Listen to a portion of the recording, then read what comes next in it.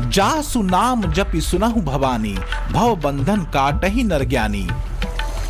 तासु दूत के बंध तरुआवा, प्रभु कारज लगी कपिहि बधावा। जिनका नाम जपकर जन्म मरण के बंधन को काटा जा सकता है, क्या उनका दूत किसी बंधन में बंध सकता है? लेकिन राम काज के संकल्प बंधन में सभी बंधे, और ऐसे बंधे कि मंदिर बनाने की सौगंध पूरी हो गई। ऐसा ही एक और विलक्षण संकल्प लिया था महज 25 साल के इस सन्यासी ने। नाम है विष्णुदास महाराज, जिन्हें प्राण प्रतिष्ठा का पहला निमंत्रण मिला। इसलिए क्योंकि एक संकल्प इस युवा सन्यासी ने भी लिया था। इनका संकल्प क्या था, पहले वो सुनिए। इन्होंने राम मंदिर बनने तक कमर के ऊपर का वस्त्र त्याग दिया था, सिला वस्त्र नहीं पहनते, और विष्णुदास ने मंदिर बनने तक नंगे पैर रहने का संकल्प लिया। अयोध्या, घर से अयोध्या आए तो जब सन्यासी में बना तो भगवान राम लला का दर्शन करने गया था।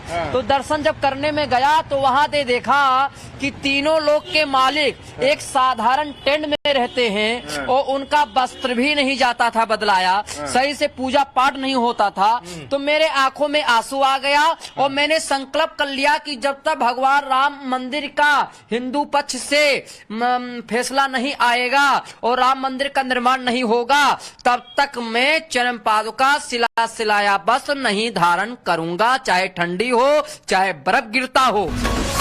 विष्णुदास का संकल्प अब पूरा होने वाला है। प्राण प्रतिष्ठा का निमंत्रण मिल चुका है।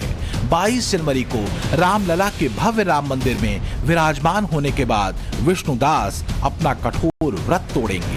ऐसी ही एक गली और एक अहाते में घर है, टूटा फूटा जर्जर और करीब करीब खंडहर नुमा एक घर। राम मंदिर आंदोलन के एक कारसेवक संतोष दुबे का ये घर है।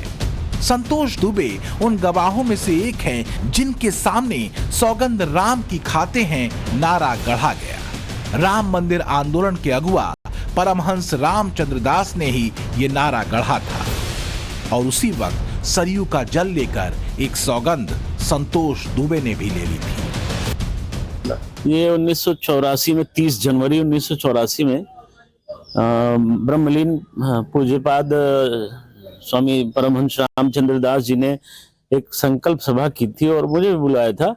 तो मुझे भतीजा ही कहते थे, पिताजी को बड़ा भाई मानते थे तो मुझे भतीजा ही कहते थे। तो उन्होंने बुलाया था तो मैं अपने और साथियों के साथ गया था सरयू तट पर, और वहाँ ये नारा वहीं से शुरू हुआ था, सौगंध राम की खाते हैं मंदिर वहीं बनाएंगे।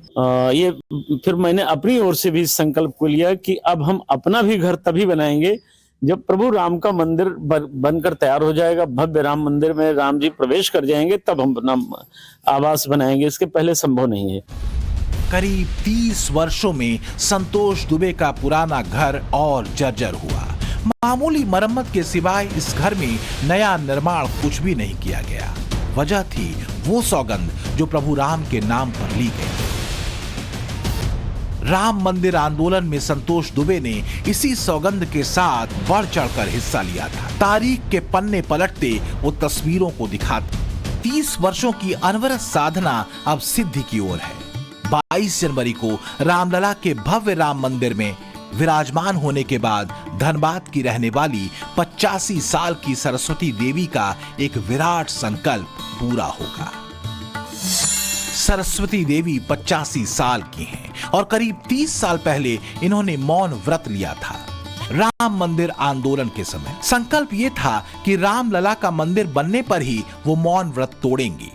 अब वो स्वप्न पूरा होने को है, संकल्प सिद्धि की ओर है, और 22 जनवरी को सरस्वती देवी सीता राम कहकर अपना मौन व्रत तोड़ेंगी। तो नीति गोपाल दास जी की प्रेरणा से ये जब वहाँ बाबरी मस्जिद का ध्वंस हुई, उस समय ये प्रण ले ली कि जब तक रामलला को हम नहीं देख ले अपने हाथ से इस मंदिर में, तब तक मैं मौन व्रत में रहूंगी। और आज तक मौन व्रत में। कितने साल हो गए? करीबन 30 साल हो गए।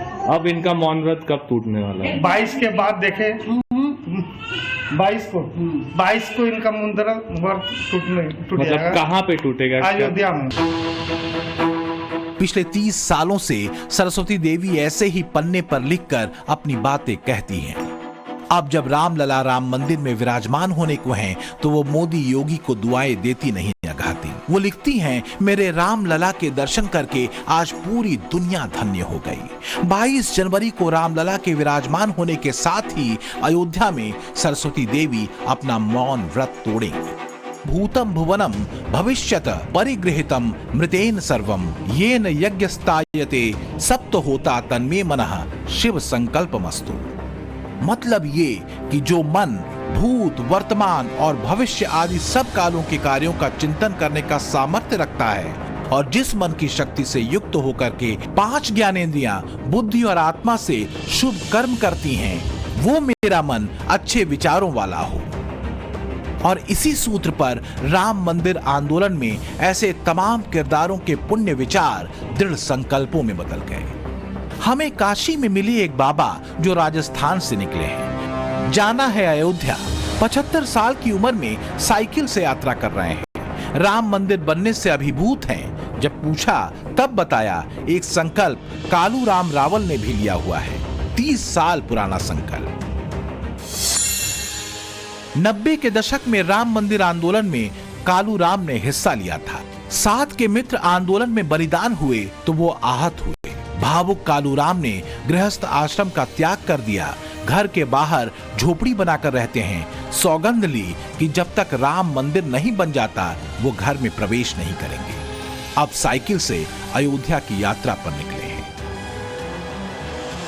करोड़ों लोगों की आस्था के प्रतीक रामलला 500 सालों बाद एक बार फिर से अपने मूल मंदिर में विराजने जा रहे हैं। 22 जनवरी को प्राण प्रतिष्ठा का कार्यक्रम है और इस प्राण प्रतिष्ठा के कार्यक्रम के साथ ही बहुत सारे ऐसे लोग हैं जिनकी प्रतिज्ञा भी पूरी होंगी।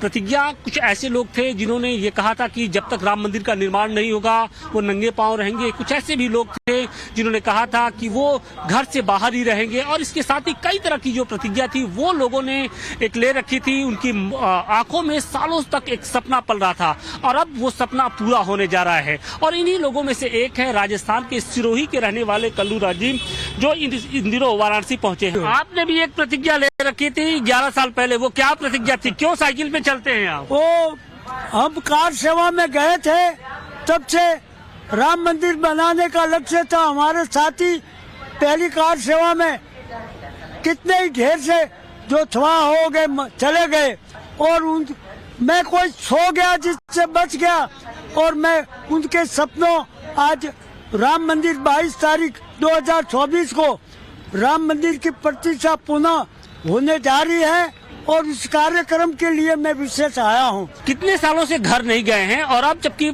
आपकी जो प्रतिज्ञा है वो पूरी होने जा रही है, अयोध्या में जो राम मंदिर है वो भव्य दिव्य उसका बन के तैयार हो गया है, रामलला अपने मूल मंदिर में विराजेंगे, तो आपकी भी प्रतिज्ञा पूरी होने जा रही है। मैं झोपड़ी में रहता हूँ, घर के सामने झोपड़ी बनाई उसमें रहता हूँ और वही खाना बना के खाता हूँ, कभी घर से भी मंगाता हूँ, मगर अपने काम से निकलता हूँ, रेल से जाता हूँ वहाँ से।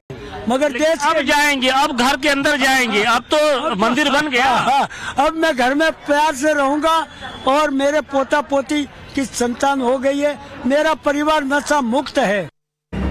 राम की भक्ति और राम मंदिर आंदोलन की सफल पूर्णाहुति को लेकर एक ऐसी ही सौगंध बैतूल में रहने वाले रविंद्र गुप्ता ने 21 वर्ष की आयु में ले ली थी। राम मंदिर आंदोलन के समय ही रविंद्र गुप्ता, जो अब भोजपाली बाबा के नाम से जाने जाते हैं, 21 साल की उम्र में अयोध्या गए थे। वहां 6 दिसंबर 1992 में कार सेवा की। इसके बाद राम मंदिर बनने तक अविवाहित रहने की सौगंध ले ली, परिवार का त्याग कर दिया। वो 6 दिसंबर 1992 को मैं विद्यार्थी परिषद की वाहिनी की तरफ से कार सेवा में सम्मिलित होने का अवसर सौभाग्य प्राप्त हुआ था। तो उस सौभाग्य प्राप्त हुआ था, उसमें मैंने संकल्प लिया था कि जब तक राम मंदिर भव्य नहीं बन जाएगा तब तक मैं अयोध्या नहीं आऊँगा भगवान, और मैं विवाह नहीं करूँगा। और उसको जीवन की उठापटक झेलते हुए मैंने उस संकल्प की पूर्ति मैया ने, माँ नर्मदा ने और प्रभु ने करवाई। वो संकल्प पूर्ति हो गई है मेरी। वहाँ से बुलावा आया है, माँ नर्मदा ने बुलावा भेजा है मेरे को, प्रभु ने बुलावा जब भेजा है, और 22 जनवरी को मैं प्रभु के प्राण प्रतिष्ठा का समारोह में सम्मिलित होने जा रहा हूँ। अनिल मोरे राम मंदिर आंदोलन के ऐसे ही कार सेवक हैं।